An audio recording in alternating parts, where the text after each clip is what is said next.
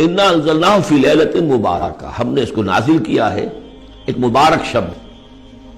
یہ عشرہ جسے کہ حضور نے کہا ہے کہ آخری عشرہ جو ہے اتق من النار، آگ سے چھٹکارا پانے کا ہے۔ جس نے یہ عشرہ پایا زندگی میں اور پھر بھی اس کی اصل قدر نہ کی اور آگ سے چھٹکارا نہ پایا تو بڑا ہی بد نصیب ہوا۔ اسی میں لیلۃ القدر ہے، اور لیلۃ القدر پر ایک مکمل صورت ہے آخری پارے میں، انا انزلناہ فی لیلۃ القدر۔ لیکن قرآن مجید میں اہم مضامین چونکہ کم از کم 2 مرتبہ آتے ہیں، وہی مضمون یہاں بھی ہے۔ لیلہ مبارکہ اور لیلۃ القدر ایک ہی شے ہے، ایک ہی رات کا نام ہے۔ انا انزلناہ فی لیلۃ المبارکۃ، ہم نے اس کو نازل کیا ایک بڑی مبارک شب میں۔ انا کنا منذرین، ہم ہیں خبردار کر دینے والے۔ رسالت کا اصل مقصد، کتابوں کا اصل مقصد انذار، خبردار کرنا۔ یا ایھا المدثر قم فانذر، کھڑے ہو جائیے، کمر کسیے اور خبردار کر دیجئے لوگوں کو کہ زندگی یہی زندگی نہیں ہے، یہ تو زندگی کا بڑا ہی ایک چھوٹا سا حقیر سا دیباچہ ہے۔ اصل زندگی تو موت کے بعد ہے۔ وَإِنَّ دَارَ الْآخِرَةَ لَهِيَ الْحَيَوَانُ لَوْ كَانُوا يَعْلَمُونَ فِيهَا يُفْرَقُ كُلُّ أَمْرٍ حَكِيمٍ، اس لیلہ مبارکہ میں تمام پختہ فیصلے طے پا جاتے ہیں۔ ہم سورہ سجدہ میں پڑھ چکے ہیں کہ اللہ تعالیٰ کی جو تدبیر ہے، اس کائنات کی جو تدبیر فرما رہا ہے، تو ایک تو اس کی سکیمز بنتی ہیں، اس کے منصوبے بنتے ہیں، اس کے نقشے بنتے ہیں جو 1000 سال کے ہوتے ہیں۔ اللہ کا ایک دن 1000 سال کا ہے۔ يُدَبِّرُ الْأَمْرَ مِنَ السَّمَاءِ إِلَى الْأَرْضِ ثُمَّ يَعْرُجُ إِلَيْهِ فِي يَوْمٍ كَانَ مِقْدَارُهُ أَلْفَ سَنَةٍ مِّمَّا تَعُدُّونَ۔ لیکن پھر ہمارے حساب سے جو ہر سال کا معاملہ آتا ہے تو یہ بھی ایک رات ایسی ہے سال کی۔ یہ اس جو سمجھیے کہ جو کاسمک جو ایک امپائر ہے اللہ تعالیٰ کی عظیم مملکت ہے، یہ اس کاسمک امپائر کی یہ بجٹ سیشن ہے سال کا، اور اس میں سال کے اندر ہونے والے سارے واقعات کے ضمن میں جو کچھ ہونا ہے وہ فیصلے طے پا کر اور یفرقو کا صحیح مفہوم ہوگا ایشو کر دیے جاتے ہیں۔ فرق کہتے ہیں علیحدہ کر دینا، گویا کہ اس رات وہ فیصلے ایشو کر کے اور ملائکہ کے حوالے کر دیے جاتے ہیں۔ تو چونکہ یہ رات وہ عظیم رات ہے کہ جس میں تمام سال کے فیصلے طے پا کر اور ملائکہ کے حوالے کر دیے جاتے ہیں کہ اب ان کی امپلیمنٹیشن کرو، وہ سول سروس ہے، وہ بیوروکریسی ہے اس کائناتی حکومت کی۔ تو اسی رات کو اللہ نے اس قرآن کو لوح محفوظ یا ام الکتاب سے اتار دیا سمائے دنیا تک۔ امرم من عندنا، اور یہ تمام احکام جو ہم طے کر لیتے ہیں اس شب میں وہ ہماری طرف سے حکم ہوتے ہیں، طے پا چکے ہوتے ہیں۔ امرم من عندنا انا کنا مرسلین، ہم ہی ہیں بھیجنے والے۔ رحمتا من ربک، اور تمام فیصلے جو ہوتے ہیں اللہ تعالیٰ کے رحمت ہی پر مبنی ہوتے ہیں، اور خاص طور پر اس کتاب کا بھیجا جانا وہ تو ایک عظیم رحمت ہے نوع انسانی کے لیے۔ انہ هو السمیع العلیم، یقیناً وہ سب کچھ وہی ہے، سب کچھ سننے والا اور سب کچھ جاننے والا۔ رب السماوات والارض وما بینہما، وہی ہے آسمانوں اور زمین اور جو کچھ ان کے مابین ہے، ان سب کا مالک اور رب۔ ان کنتم موقنین، اگر تم یقین کرو، یعنی یہ بات مان لینا تو شاید آسان ہو، یقین کرنا مشکل ہو جاتا ہے۔ ہمیں نفس دھوکہ دیتا ہے اس کا مالک میں ہوں، یہ چیز میری ہے۔ ہونا یہ چاہیے کہ ہر شے اللہ کی ہے۔ این امانت چند روزہ نزد ماست، در حقیقت مالک ہر شے خداست۔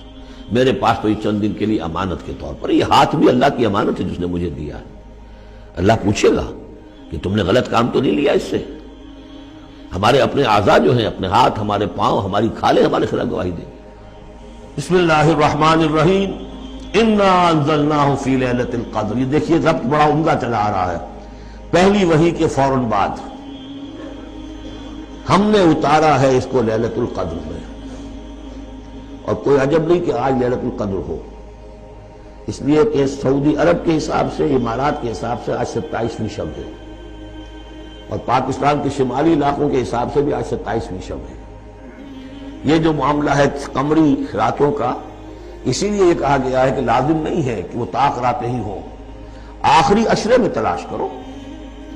ہاں زیادہ امکان جو ہے وہ طاق میں ہے، اور وہ ایک 27ویں میں ہے، لیکن وہ 27ویں میرا اپنا گمان یہ ہے کہ وہ 27ویں مکہ اور مدینہ کا 27ویں اس کے حساب سے، واللہ اعلم۔ انا انزلناہ فی لیلۃ القدر، ہم پڑھ چکے ہیں پہلے انا انزلناہ فی لیلۃ مبارکہ۔ وما ادراک ما لیلۃ القدر، کیا تم جانتے ہو کیا ہے لیلۃ القدر؟ لیلۃ القدر خیر من الف شہر، وہ لیلۃ القدر 100 مہینوں سے بہتر ہے۔ تنزل الملائکۃ والروح، وہاں ہم پڑھ چکے ہیں تفصیل سے، یہ اینول بجٹ سیشن ہے اللہ تعالیٰ کا اس دنیا کے نظام کے لیے۔ ہر سال میں جو کچھ ہونا ہوتا ہے اس کے فیصلے ہو جاتے ہیں۔ فیہا یفرق کل امر حکیم، اس شب میں سب فیصلے ہو جاتے ہیں، اگلے سال کیا کچھ ہونا ہے، اور وہ فرشتوں کے حوالے کر دیے جاتے ہیں۔ ایشو ہو گئے آرڈر، اب ان کی ہے امپلیمنٹیشن۔ یدبر الامر من السماء الى الارض ثم یعرج الیہ، فرشتے جو ہیں امپلیمنٹ کرتے ہیں ان احکام کو، اور پھر وہ رپورٹیں جو ہے واپس پہنچتی ہیں۔ تو اسی رات میں قرآن مجید کے نزول کا آغاز ہوا۔ تنزل الملائکۃ والروح فیہا باذن ربہم، اس رات میں اترتے ہیں فرشتے بھی، اور الروح روح الامین، روح القدس، وہ کہ چونکہ ان کا ذکر عام طور پہ علیحدہ اس لیے کیا جاتا ہے جو ہم 2 دفعہ پڑھ چکے ہیں۔ علمہ شدید القویٰ ذو مرۃ فاستویٰ، تو ان کی خاص شان ہے فرشتوں میں، یہ مطاع ہیں، مطاع ثم امین، ان کے سردار کی حیثیت رکھتے ہیں۔ تو تنزل الملائکۃ والروح فیہا باذن ربہم، اپنے رب کے حکم سے، من کل امر، ہر امر، جو سارے فیصلے ہو چکے ہوتے ہیں اس ایک آئندہ سال کے، ان کے بارے میں جو ہے ان کو احکام دے دیے گئے ہوتے ہیں۔ فیہا یفرق کل امر حکیم، یہ ہم وہاں پڑھ چکے ہیں۔ سلام، اور یہ رات جو ہے اللہ تعالیٰ نے پھر اس کی برکات ایسی رکھی ہیں کہ اگر اس میں کوئی شخص جو ہے اللہ کا خاص طور پر عبادت گزار بندہ جو ہے اس سے دعا کرے تو اللہ تعالیٰ اس دعا کو قبول کرتا ہے۔ عبادت کا جو اجر و ثواب ہے وہ اس ایک شب کا وہ 1000 مہینوں کے اجر و ثواب سے بڑھ جائے گا۔ ہی حتی مطلع الفجر، یہ فجر کے طلوع ہونے تک یہ رات ہے، سے بڑھ جائے گا۔ السلام علیکم ورحمۃ اللہ وبرکاتہ، my dear brothers and sisters, میں جلدی سے آپ کو ایک بڑا ہی اہم پیغام دینا چاہتا ہوں، اور وہ یہ کہ الحمدللہ رمضان کا آخری عشرہ جو ہے وہ آ پہنچا ہے، اور اس کا مطلب یہ ہے کہ انہی 10 راتوں میں ہمیں لیلۃ القدر کی رات جو ہے وہ انشاءاللہ الرحمن نصیب ہو جائے گی۔ اس کے لیے میں نے اور آپ نے کیا کرنا ہے، آئیے میں آپ کو 10 پوائنٹس کے اندر یہ بات سمجھا دیتا ہوں کہ ہمیں اس عشرے میں کیا کرنا چاہیے۔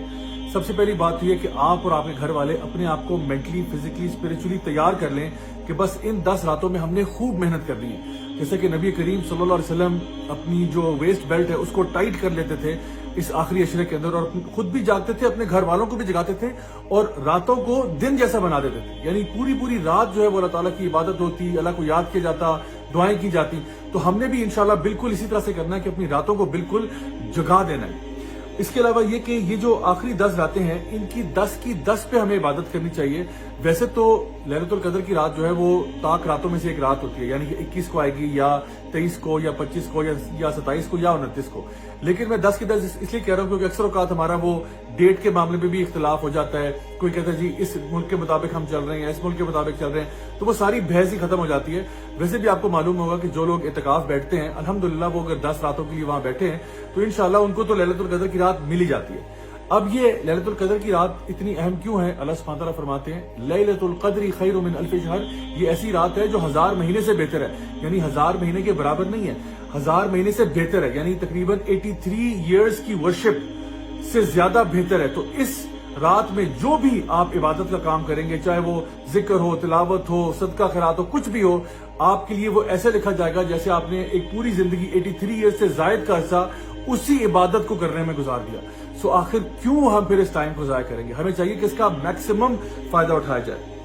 اچھا، اب یہ بات کہ کچھ ایسے کام جو کہ ہم کر سکتے ہیں کہ ہمیں پوری رات کی عبادت کا اجر مل جائے، اس کے لیے ایک حدیث نبی کریم صلی اللہ علیہ وسلم کی جہاں پہ آپ نے فرمایا کہ جو شخص بھی عشاء کی نماز جماعت کے ساتھ پڑھتا ہے اس کے لیے آدھی رات کی عبادت لکھی جاتی ہے۔ پھر ایک اور حدیث میں فرمایا کہ جب وہ فجر کی نماز جماعت کے ساتھ پڑھتا ہے تو اس کے لیے باقی کی رات جو ہے وہ بھی عبادت میں لکھی جاتی ہے۔ تو صرف اگر آپ عشاء اور فجر جماعت کے ساتھ پڑھ لیں الحمدللہ آپ کو پوری رات کی عبادت کا اجر مل جائے گا۔